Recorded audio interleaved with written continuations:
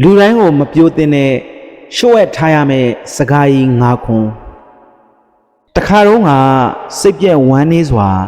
လမ်းလျှောက်လာနေတဲ့လူငယ်လေးတစ်ယောက်ကိုအဖိုးတစ်ယောက်ကအခုလိုဆုံးမစကားပြောခဲ့ပါတယ်မှတ်ထားကောင်လေးလောကမှာလူတိုင်းကိုမပြိုတင်တဲ့ရှုပ်ရထားရမယ့်အရာ၅ခုရှိတယ်နံပါတ်1ကိုယ့်ရဲ့ဝမ်းနည်းစရာတွေ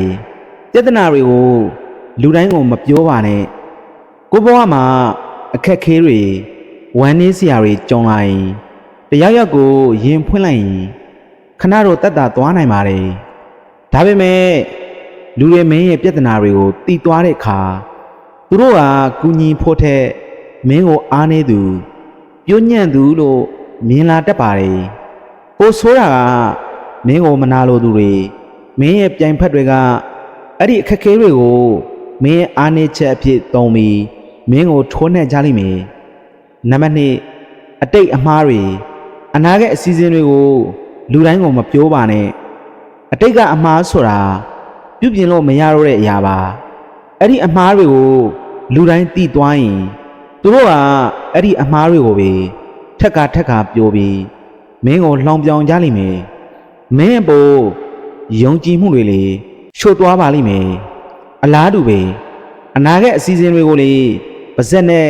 အလွေတကူမပြောပါနဲ့ရှင်းမှာတော့တော်လိုက်တာလို့ရှိကျူးကြပါမယ်နောက်ွယ်မှာတော့မနာလိုစိတ်တွေနဲ့မင်းအောင်မြင်မလာအောင်တားဆီးဖို့ပါစ조사ကြနိုင်ပါတယ်အစီအစဉ်ကိုစကားနဲ့မပြောပါနဲ့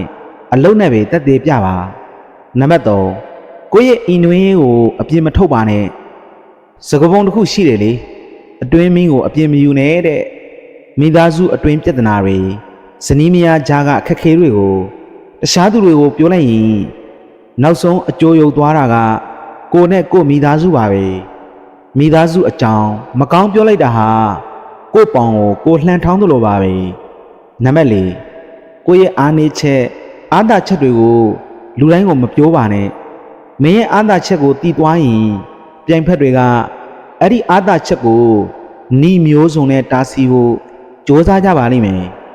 မင်းရဲ့အားနည်းချက်ကိုတီးသွားရင်လေအဲ့ဒီအရာကိုအသုံးချပြီးမင်းကိုထိုးနှက်ကြလိမ့်မယ်ဒါကြောင့်ဖြစ်နိုင်ရင်ကိုယ့်ရဲ့အားနည်းချက်တွေကိုအရန်နီးစက်သူတွေကိုတော့လွေလင့်တူမပြောပါနဲ့နံပါတ်5ကိုယ့်ရဲ့ဝင်ငွေလစာကိုလူတိုင်းကိုမပြောပါနဲ့မင်းမဝင်ငွေဘယ်လောက်ရှိလဲလစာဘယ်လောက်ရနေလဲဆိုတာလူတိုင်းသိဖို့မလိုပါဘူး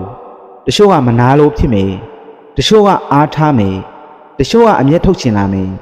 တိတ်လို့တိတ်တဲ့ဒါကလုံချုံဆုံးလမ်းပါပဲ